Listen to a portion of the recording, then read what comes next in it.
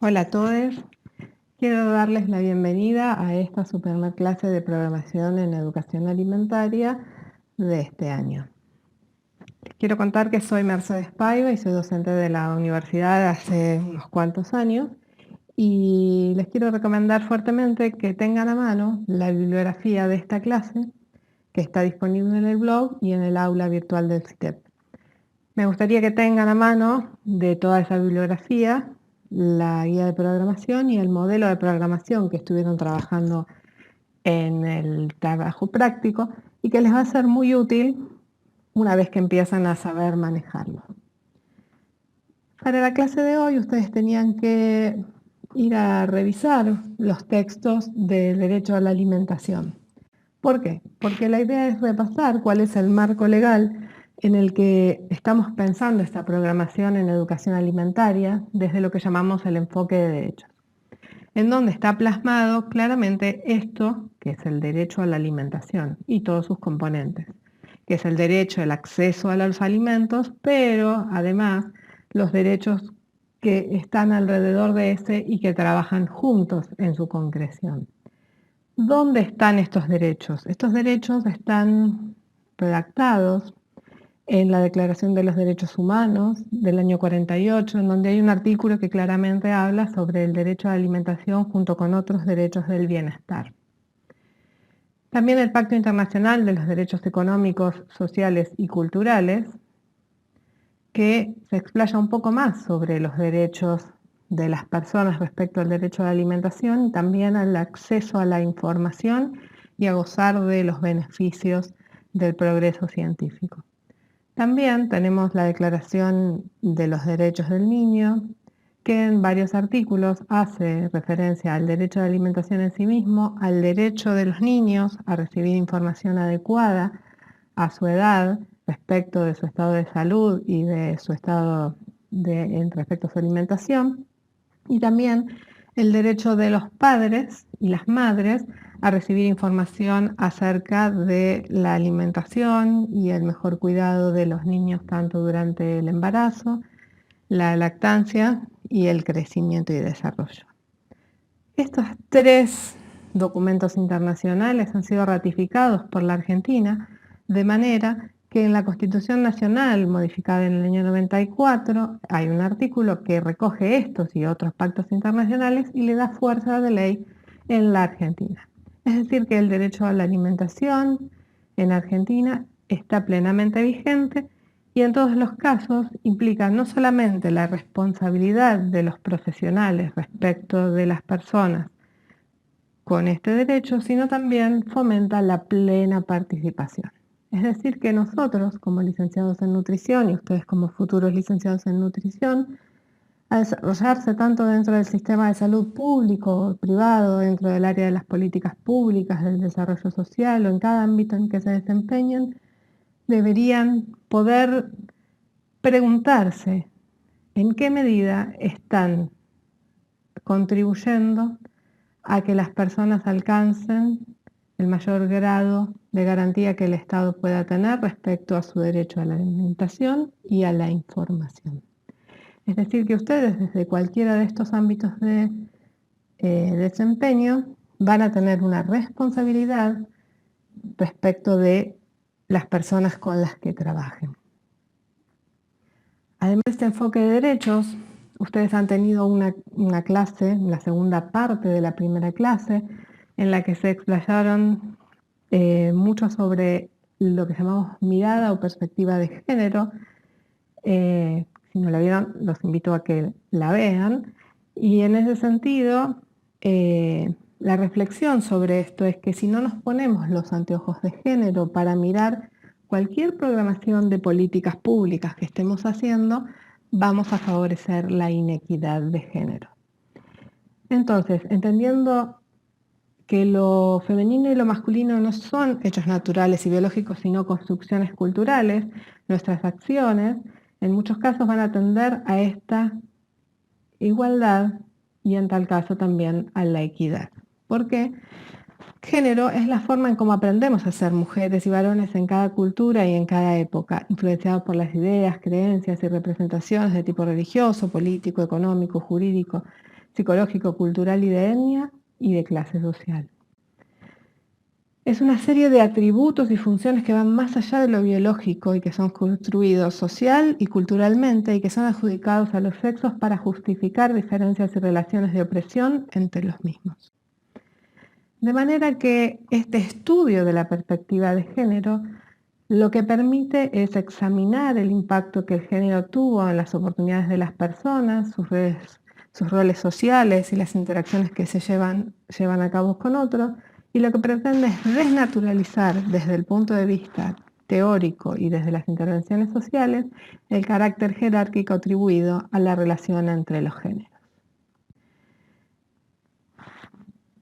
De manera que, teniendo en cuenta que vamos a llegar a esta planificación teniendo en cuenta la perspectiva de género y el enfoque de derechos, y que nuestra intervención va a tener que tener necesariamente alguna posición, es que llegamos a poner estas definiciones de planificación para que ustedes puedan, desde diferentes ópticas de autores, compararlas y ver de qué se trata. Vayamos a estas definiciones de planificación. Dice Sonia Olivares que es pensar la intervención de antemano para asegurar el logro de los objetivos deseados. Dice Giacomo da Motta que es el planeamiento sistemático a medida y para cada situación problema elaborado con vistas a un cambio. Y dice Menéndez que no basta la existencia de programas o proyectos sociales o de salud bien diseñados, con presupuestos suficientes y con los recursos humanos capacitados para ser exitosos. Se necesita de la motivación y el compromiso de los destinatarios de estas acciones. Es decir, que en el devenir histórico de estas definiciones, por primera vez aparece la participación de los destinatarios en la definición de estas que estamos comparando de Menéndez. Entonces, si miramos todas las definiciones, lo que estamos mirando es a qué se le pone énfasis en cada una. En la primera se le pone énfasis en la intervención y en los objetivos. De manera que lo que se está pensando es una intervención profesional o técnica que asegure la calidad de la intervención. Giacomo da Motta pone mucho énfasis en que sea sistemática y en que se puedan identificar esos problemas e intervenir para cada problema con una intervención. Y Menéndez va más allá y dice, necesitamos de todo eso, pero además necesitamos que los proyectos sociales estén bien diseñados, como decía Olivares, pero que tengamos presupuestos suficientes, recursos humanos capacitados. Y no solo eso, sino que también necesitamos el compromiso de los destinatarios. ¿Cuáles son las etapas de la programación? Las etapas son 4. El diagnóstico de situación, la toma de decisiones, la ejecución y la evaluación. Las presentamos de esta manera para que ustedes puedan identificar los nombres que les damos desde la cátedra a cada una. Vean ustedes que, como dice Paulo Freire, todos nosotros sabemos algo, todos nosotros ignoramos algo y por eso aprendemos siempre. Y en este punto vamos a detenernos en la primera etapa, que es la del diagnóstico y la de la llegada a la población. Dice Paulo Freire entonces que todos sabemos algo, que todos ignoramos algo y que todos aprendemos siempre. Ese es el punto de vista del que llega al campo, no solo pensando en que posee este saber universitario, científico, contrastable, reproducible, sino también de la persona que llega al campo con la inquietud de conocer y darse a conocer. Porque en esta llegada al campo se produce este encuentro entre las personas que tienen una diversidad de problemas y sus miradas sobre esos problemas, y la que lleva el equipo técnico, el equipo profesional al llegar a ese campo. Entonces, desde ese encuentro, en esa conversación de saberes, en ese intercambio creativo de diagnóstico, de identificación de problemas, de aspectos de los problemas, de aspectos de las soluciones, es que encontramos la mejor construcción posible para que los procesos se den armónicamente. Entonces nos vamos a encontrar con que la participación significa en su sentido más amplio sensibilizar a la gente y de este modo aumentar su receptividad y su aptitud para responder a programas de desarrollo, así como estimular las iniciativas locales. Dice Lele, y ustedes lo van a encontrar en la bibliografía, en el módulo de médicos comunitarios. Entonces nos encontramos con esta idea de que probablemente haya una parte de los problemas que sean visibles para las personas y después habrá otros que no son tan visibles. Mi caso, ejemplo más frecuente, es el de la anemia. ¿Sí? Muchas de nuestras poblaciones padecen anemia en gran prevalencia y sin embargo, como es una condición que no duele, no da grandes síntomas, no es muy visible, entonces es difícil que ese sea un problema identificado, sino, en cambio, para nosotros como equipo profesional, ese suele ser en nuestros diagnósticos un problema nutricional identificable. Por otro lado, las poblaciones encuentran otros que son de distinta índole, que pueden ser más acuciantes, más emergentes, y nuevamente de esta conversación, de este análisis conjunto, de este conocer y darse a conocer en esta situación de co-construcción entre la población y el equipo técnico, es que se da la planificación. ¿La participación es un medio o un fin?, nos pregunta Rifkin.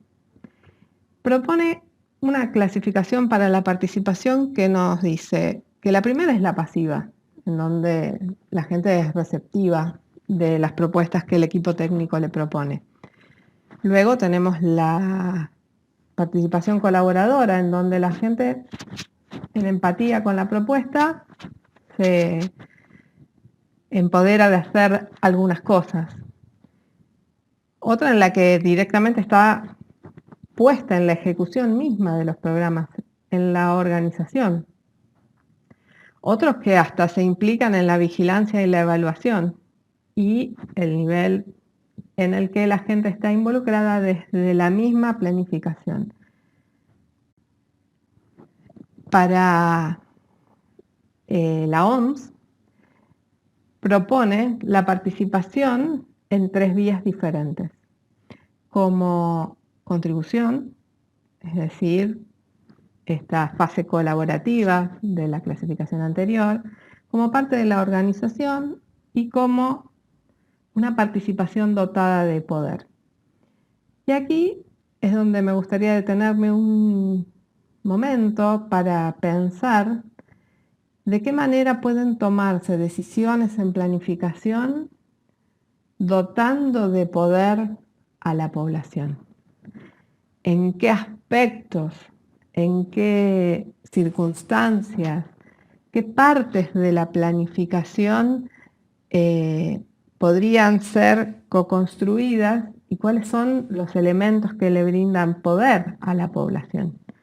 Uno de los elementos que se ha propuesto en los últimos tiempos es, por ejemplo, la participación presupuestaria, en donde la población decide sobre la asignación del presupuesto, por ejemplo, a nivel municipal. Por otro lado, el módulo de médicos comunitarios nos propone fomentar la plena participación y hablamos acá de un nivel más alto de la participación, que es la toma misma de decisiones. Entonces nos vamos a encontrar con clasificaciones que nos ponen de cara a pensar de qué manera en una planificación real, con gente real, podríamos pensar esta participación. Claramente el ejercicio que a ustedes se les está proponiendo en esta etapa del diagnóstico es una planificación teórica en donde van a hacer uso de diferentes estrategias y en la que dadas las circunstancias, les va a ser difícil pensar la participación. Sin embargo, el desafío que les dejo es pensar cómo podría ser que se le brinde espacio a esta participación para el caso de una población con la que ustedes pudieran trabajar. Entonces, nos vamos a encontrar con este diagnóstico de situación que va a tener distintos elementos que lo compongan. En principio vamos a tener una apreciación de la situación inicial, ¿sí? Necesidades observadas versus necesidades sentidas.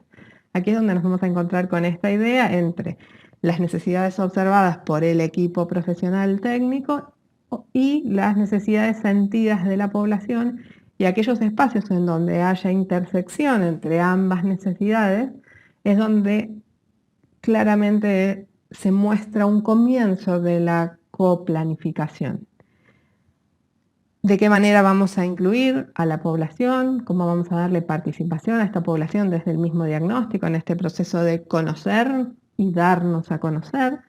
¿Cuáles van a ser los indicadores que vamos a tener en cuenta? Estos indicadores van a ser construidos probablemente primero con fuentes secundarias, es decir, consultando a las documentaciones, publicaciones, artículos, páginas web que existan referidas a nuestra población con la que estamos trabajando. Y luego podemos también recurrir a fuentes primarias, que serían las que el equipo mismo pueda desarrollar. Con todos estos indicadores, lo que vamos a hacer es construir una línea de base, que no va a ser otra cosa que este conjunto de indicadores que van a ser una descripción cabal de la situación inicial de la población. Y al final de este diagnóstico nos vamos a permitir analizar cuáles son las perspectivas y el pronóstico de esta situación.